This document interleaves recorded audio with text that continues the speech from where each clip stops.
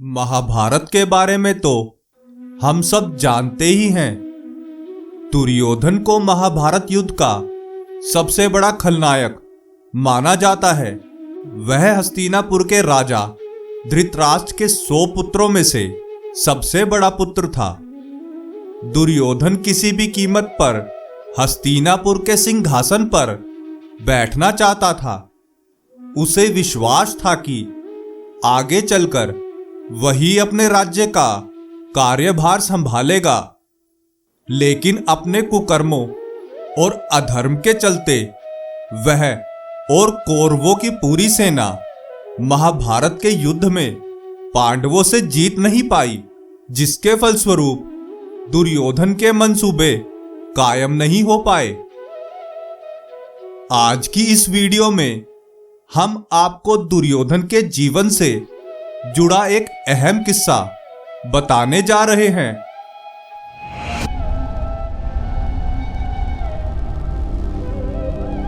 प्रणाम मित्रों, ज्ञान और वैराग्य चैनल में आपका बहुत स्वागत है। जब दुर्योधन का जन्म हुआ था, तब महर्षि वेदव्यास ने धृतराष्ट्र को दुर्योधन की हत्या करने का परामर्श दिया था।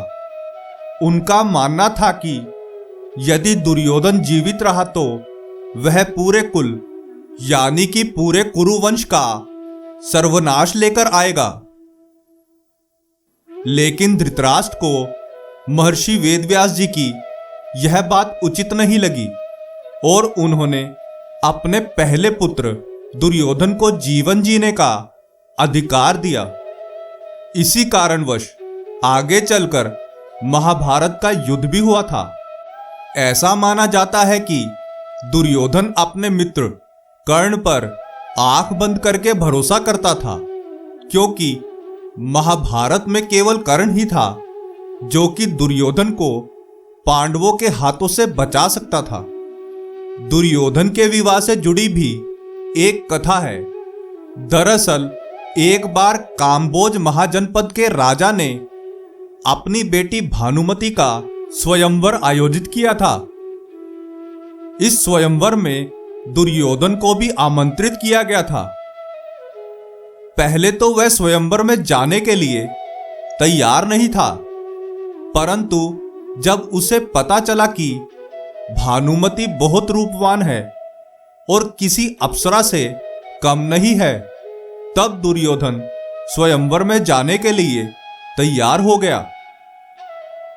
उसने स्वयंवर में जाकर देखा कि भारतवर्ष के सभी ताकतवर राजा एवं राजकुमार वहां मौजूद थे।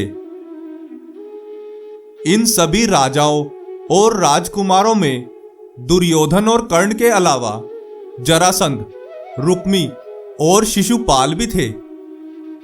स्वयंवर के नियमों के अनुसार राजकुमारी को स्वयं अपना वर चुनना होता था। जब वरमाला पहनने की बारी आई तो भानुमति दुर्योधन के नजदीक से गुजर गई, परंतु उसने दुर्योधन के गले में वरमाला नहीं पहनाई।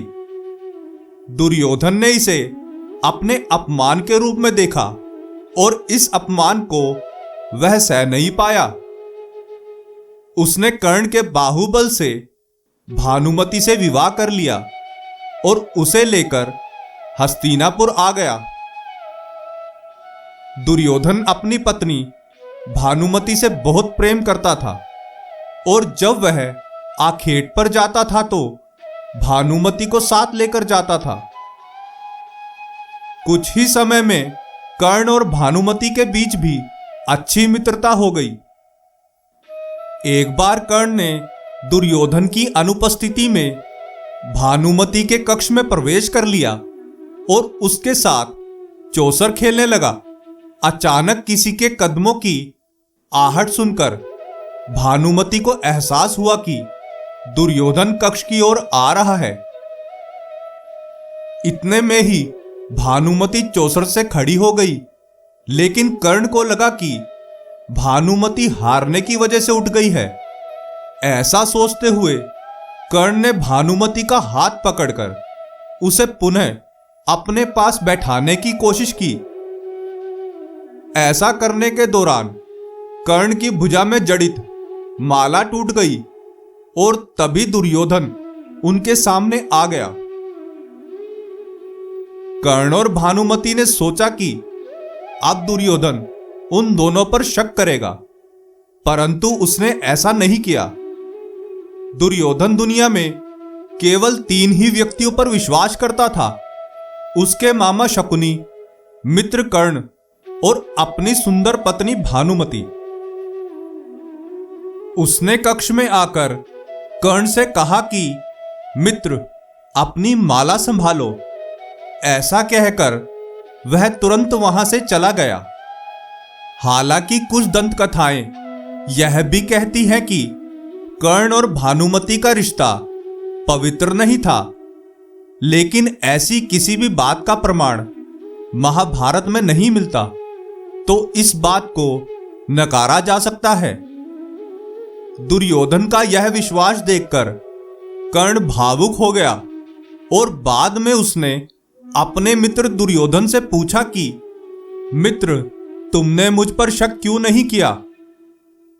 दुर्योधन ने उत्तर देते हुए कहा कि दुनिया में तुम ही तो ऐसे व्यक्ति हो जिस पर मैं आंख मूंद कर विश्वास कर सकता हूं।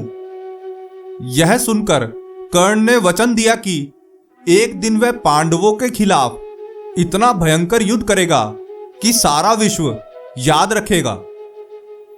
आशा करते हैं कि हमारी प्रस्तुति आपको काफी पसंद आई होगी। आपसे अनुरोध है कि आप इस वीडियो को ज्यादा से ज्यादा लोगों तक पहुंचाने के लिए लाइक, शेयर और सब्सक्राइब करें। धन्यवाद।